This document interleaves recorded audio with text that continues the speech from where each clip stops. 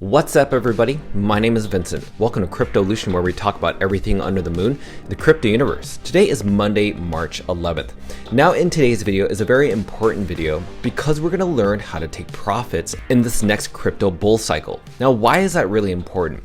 Well, we saw from the last crypto bull cycle in 2021, when Bitcoin had reached to euphoric levels, that many people saw these major highs but never took profit and then sold at the very bottom or sold when they were at a loss.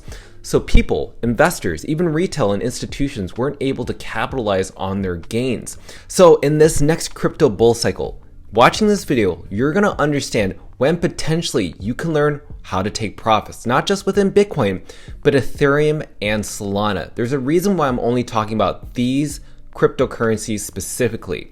So let's get right into the details. Let's not waste any time. So let's go ahead and smash that like button, subscribe to the channel. Don't forget to join our Patreon page. And most importantly, please be careful with any of the scammers down in the comments below. I will never reach out via WhatsApp, Telegram, direct messaging, or email. So please be careful and invest safely. So guys and girls, let's get right into it. So as you can see here from the crypto market, you can see that Bitcoin has officially reached a new all-time high today at $72,000. Not too long ago, this Bitcoin price used to be at around $16,000. Yes, you heard me right. Now we're no longer going to see those price levels anymore. And then we're also going to be talking about Ethereum, which is 4,000, and also Salana at 147. I cannot wait to talk about this, but let's start with Bitcoin. So as you can see, Bitcoin hitting its new all-time high price, we're breaking out of this resistance level, which used to be at around 68,000 US dollars. Now that is no longer the case. We are past that, and we are now in the $1.4 trillion market cap of Bitcoin, and it does not seem like it's going to stop there. So let's talk about the Bitcoin halving that happened in 2020, which happened specifically on May 11th. So when this Bitcoin halving had happened, it literally cut the supply in half. So if we look at this image here, this is what it looks like. So 2020, you can see that every single time that there is a halving event, it literally cuts that Bitcoin supply in half. So let's go and go into the chart. So what did we see after the Bitcoin halving? So this is where exactly that time frame of when the Bitcoin halving happened in May of 2020. And it almost took around 7 to 8 months in order for us to start seeing after the halving, the Bitcoin price start to pump. So keep that in mind. You shouldn't expect a pump of Bitcoin to happen right away during the halving, but maybe that's its changed because we have the ETFs, the Bitcoin ETFs, between the 11 applicants, which includes BlackRock, VanEck, Invesco, ARK Invest, Fidelity, and so much more. So that could have changed the game, but let's just look at the historical cycle. When the Bitcoin halving happened, we saw that the Bitcoin price pumped 400% plus. That brought us from around this price around $7,800 to 64,000 US dollars. But you always have to keep in mind, there's going to be some retracements in a bull cycle. You can expect 30 to 40%. Right here, people thought this was going to be the end of Bitcoin. We saw that there was a peak right around here, around 41,000, and then a drop literally 30% because of that. People freaked out, maybe had taken profits, and decided maybe they weren't going to buy back in because they saw that maybe this is the only chance of a bull market happening. Bitcoin is dead. That did not happen. What happened shortly after that retracement, it went back up into a bull cycle to around that 65,000 level. But shortly after, we saw a major dip to the downside, a sell-off of around 56%. So the reason I'm showing this to you is because you need to understand when to take profits, but also when to buy back in. So if you typically see a 30% or 40% retracement in the bull cycle, that's completely normal in these Bitcoin bull cycles. Then we saw this huge liquidation phase that took over a year to consolidate to the downside. How crazy is that? But here's the thing. Now we're seeing this new bull cycle. Now we're forming a new higher high for this April halving. The halving for Bitcoin is happening this April. So you have to think of it this way.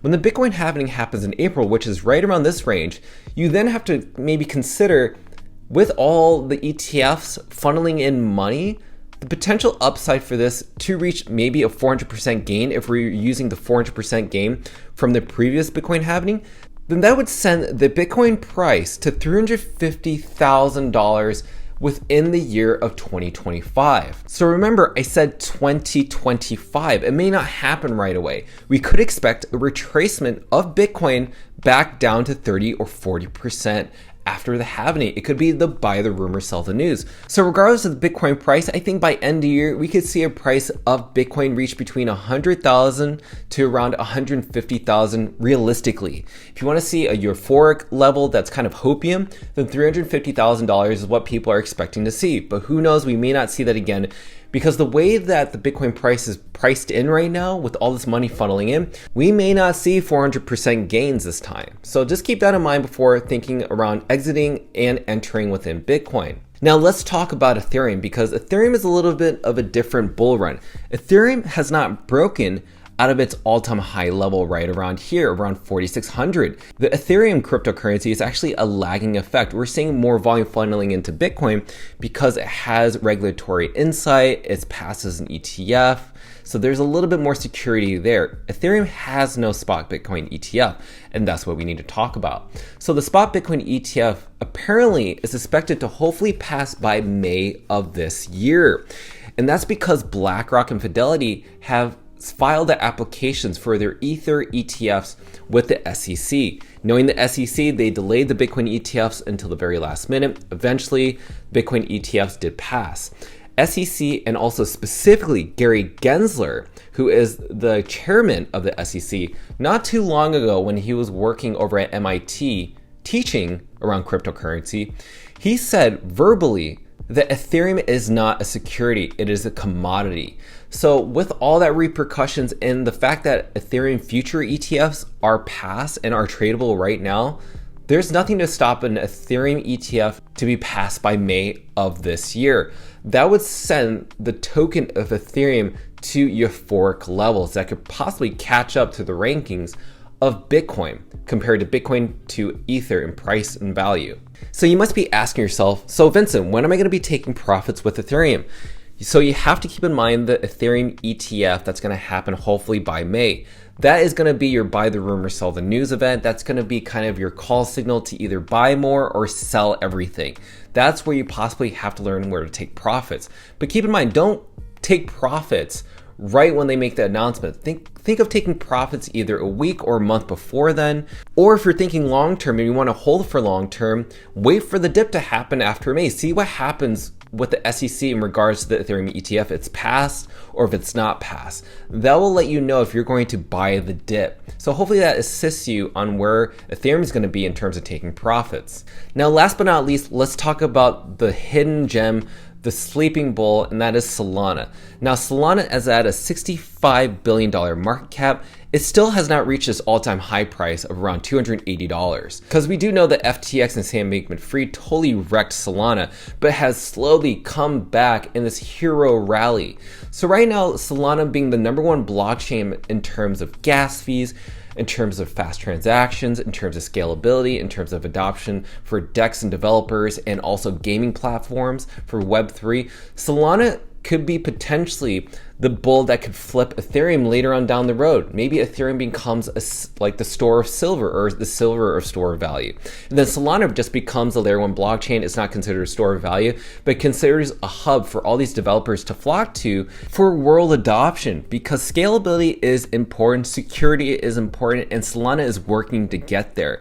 And also we have to keep in mind, Solana is one of the very few trusts that Grayscale has adopted as a cryptocurrency to have within their own company. So right now it's being priced $540 per share. But if you're buying Solana at a discount right now at around $124, what if a Solana ETF is going to be passed in the future? Well, that would send Solana's price skyrocketing as well. But there is no deflationary mechanism in store for Solana, so keep that in mind.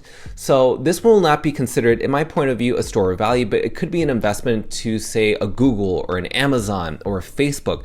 That's how I see Solana becoming. So you're buying Amazon, Facebook, and Google at a dirt cheap price, since it seems like we're heading into a Web3 future. When to take profits here, there is no guideline for this, honestly, because it's so early. This part right here, I'm really mentioning Salana because it could be a point of entry. And then later on down the road, there could be a better exit strategy once there's more clear insight behind the regulatory clarity around Salana within the United States. So as a conclusion and statement, I've just shared my thoughts around taking profits for Bitcoin, Ethereum, and Salana. What other altcoins or cryptocurrencies should we be talking about on this channel that you want us to address and to share with you our statistics and strategies? All of this is just my own opinion, just for entertainment. It's not financial advice. So please do your own due diligence before investing in any of these cryptocurrencies, as it is still very volatile in its time. So with that said, please support the channel by smashing that like button, subscribe to the channel. Don't forget to join our Patreon page to receive all of our alpha calls and trades within all the cryptocurrency markets. Till then, see you guys and girls next time.